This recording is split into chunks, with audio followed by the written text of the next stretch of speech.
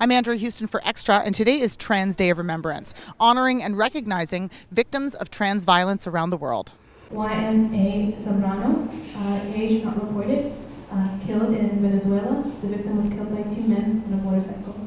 How does Trans Day of Remembrance change things? How does it make a difference? It is about publicly acknowledging that the lives of trans people matter, that we value each other, that there are people who love and care for these people. Samira dos Santos, age 21, was shot in the buttocks, back, and ribs at around 7:30 p.m. at the entrance of her apartment by two men who passed by on the street on motorcycles.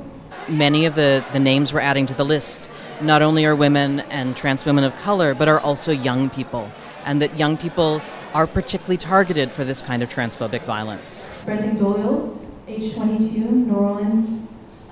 Brenton Doyle was a person of color. Her killing was reported as being the 175th homicide in New Orleans in 2011. Every year, the Trans Day of Remembrance, the reading of the list of names, it's gut wrenching to listen to.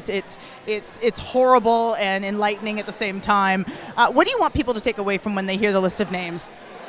I really want people to take a look at who those names are. And when we look at the names, it's primarily trans women who are people of color and most of whom do sex work. And I think if we really look at that and then we look at the locations of the names, which are primarily not inside Canada, we can start to think about the kind of structural and policy changes that need to be made to make sure that there are less names next year. Sonia Massey, age not reported, and Ahmedabad, Gujarat, India. Sonia Massey was the main spokesperson of the trans community in the state of Gujarat.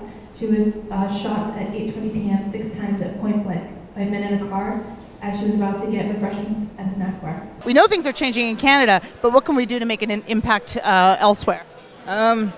Social media. I think that's something that's been used to start revolutions at this point, and I think that's a way we give direct support to people going through this every day. Cassidy Vickers, age 32. Cassidy was shot in the chest and killed at 9:55 p.m. Police believe the same suspect may have been responsible for the attempted robbery of another African-American trans woman in the Plummer Park in West Hollywood. I don't know about you, but when I hear the list of names being read, I feel incredibly sad and helpless, and I feel like I should be doing more. And how should we react when we listen to that? I think you should react. I think sadness usually is the first emotion I get, and I get angry.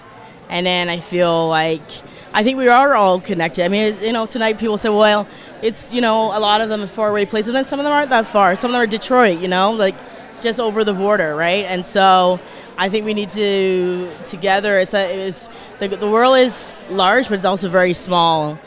Angela, age 49, in Arroyo de Pantanoso, Montevideo, Uruguay. Angela's body was found with 3 shots in the house of a trans person whom Angela had asked several days before if she can stay in their place.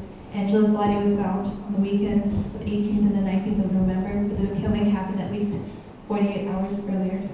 And what can we be doing here in Canada to, I feel like we should celebrate some successes. We've had Toby's Law. We should always celebrate.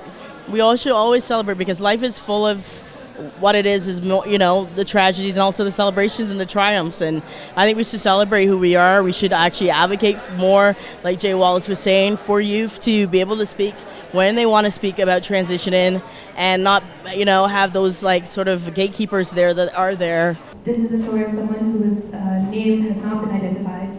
This person passed away in Rio de Janeiro, Brazil.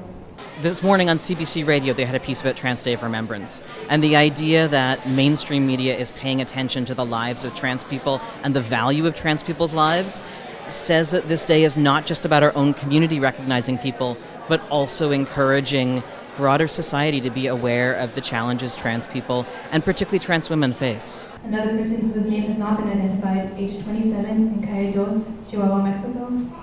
The victim's body was found at 3:30 a.m. in the historical center of Chihuahua with the wounds of gunshots in the head. Sarita da Costa Rodriguez,